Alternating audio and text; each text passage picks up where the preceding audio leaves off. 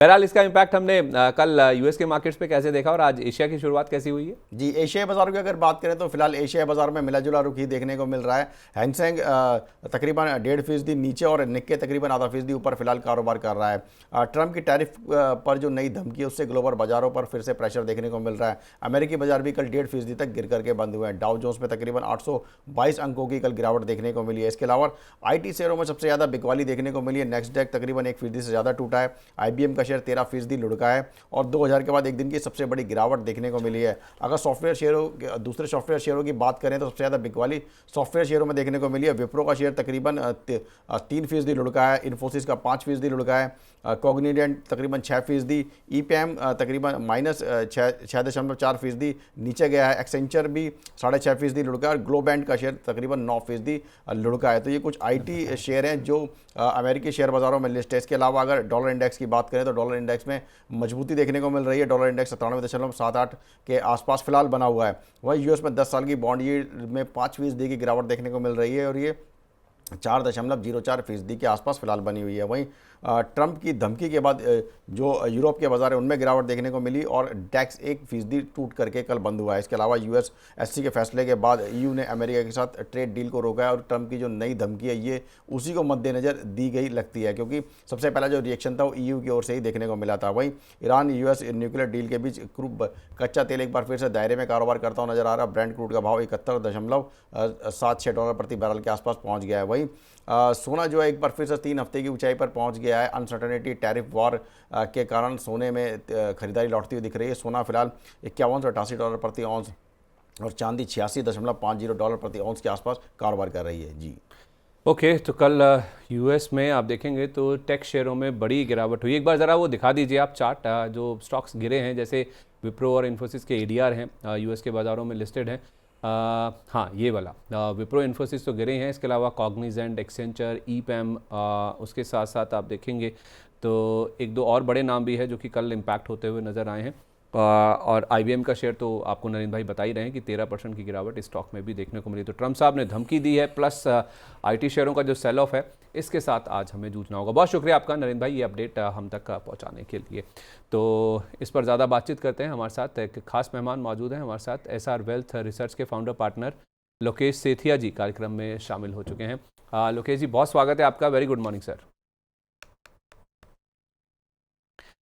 चलिए, वो हमारे साथ जुड़ेंगे। कुछ तकनीकी दिक्कत है, आई थिंक वो कनेक्ट करने की कोशिश कर रहे हैं। हमारी टीम उनको साथ उनको जोड़ेगी, फिर उनसे बातचीत करते हैं। इस बीच आपको बता दूं कि ये जो सॉफ्टवेयर शेयरों में जो गिरावट हुई ना, ज़रा एक बार वो सामने लेकर आइए कि कल फिर से आप देखिए जो IT से जुड़े हुए स्टॉक्स हैं ना, उनकी कल हमने देखा है कि बड़ी पिटाई होती हुई नज़र आई है। चाहे वो विप्रो हो, इन्फोसिस हो, जिनके ADRs US के बाज़ारों में लिस्टेड हैं। इसमें एक ग्लोबेंट नाम की कंपनी है जिसका शेयर 9% लुढ़का है। एक्सेंचर 6.5% नीचे है। EPAM में 6.4% की गिरावट है। कॉग्निजेंट 6% लुढ़का, इन्फोसिस 5%, विप्रो 3%।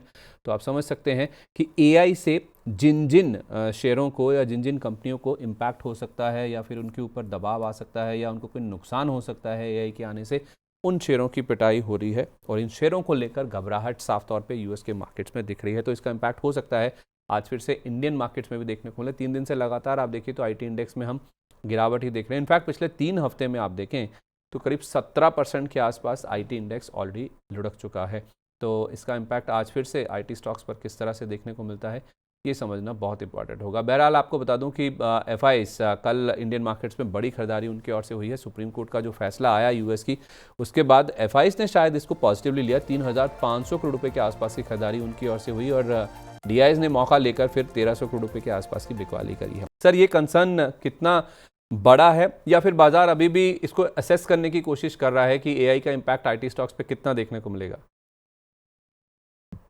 वो ही देखने को मिल रहा है सर। जो ग्रोथ बाजार दे रहा था डिफेंसिव स्टॉक के हिसाब से 25-30 के मल्टीपल को, वो अब 14, 15, 16 के मल्टीपल में जाके खड़ा कर देगा, क्योंकि ग्रोथ उसी हिसाब से आने वाला है।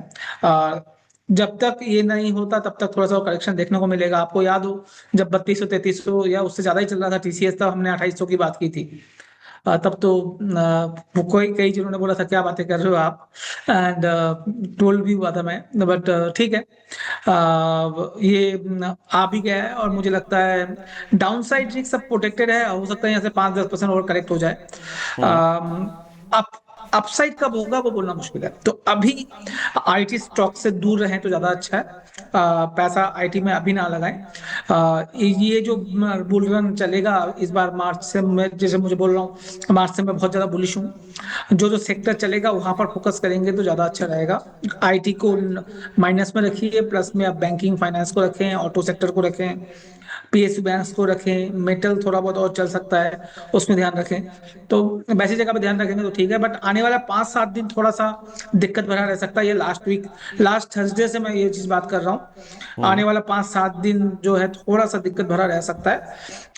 उसमें थोड़ा सा संभल के चलेंगे तो ज्यादा अच्छा रहेगा। तो 13 पॉइंट नीचे 25,599, यानी कि 600 के 25,600 के भी नीचे आप देखेंगे तो आपको निफ्टी फिलहाल कारोबार करता हुआ दिखेगा। तो जैसा मैं आपको कह रहा था कि गिफ्ट निफ्टी इंडिकेट कर रहा है कि एक 100 पॉइंट का गैप डाउन हो सकता है, कुछ वैसा ही रुझान आप देखिए आज इंडियन मार्केट्स में देखने को मिला भी है। और 242 अंकों के आसपास की गिरावट के साथ आपको सेंसेक्स में शुरुआत होती हुई दिखी है। बैंक निफ्टी कल भी आप देखेंगे तो रिलेटिवली वीक था निफ्टी और सेंसेक्स के मुकाबले, और आज देखिए वहाँ पर 98 अंकों के आसपास की गिरावट के साथ ही कारोबार की जो शुरुआत है वो बनती हुई दिखी है। तो तीनों ही इंडाइसिस में आप देखिए कमजोरी के साथ शुरुआत हुई है, और ज़्यादा जो गिरावट है ना आईटी इंडेक्स दिखाई एक बार 2.25% की गिरावट के साथ खुला। जैसे आपको हमने बताया भी था कि इन्फोसिस विप्रो के जो एडीआर हैं वो कमज़ोर थे 3 से 5%, बाकी जो आईटी लेड कंपनीज हैं उनमें एक सेल ऑफ देखने को मिला था। उसका इम्पैक्ट आप देखिए आईटी इंडेक्स में अब जो गिरावट है वो 2% के आसपास की हो चुकी है। तो कमज़ोर शुरुआत हुई है जिसमें कोफोर्ज, इन्फोसिस ये 3-4% की गिरावट के साथ खुले हैं।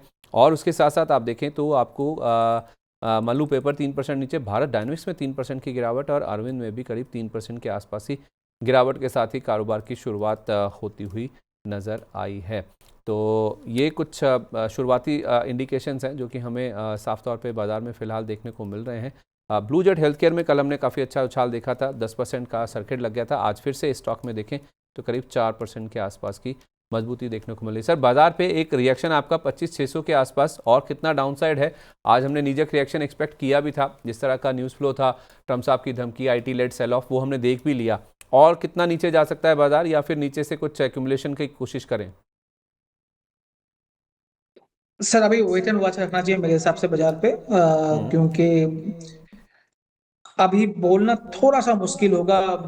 मेरे हिसाब से ये स्टॉक हो सकता है 25,530 तक आ सकता है निफ्टी, तो थोड़ा सा वेट एंड वॉच रखें।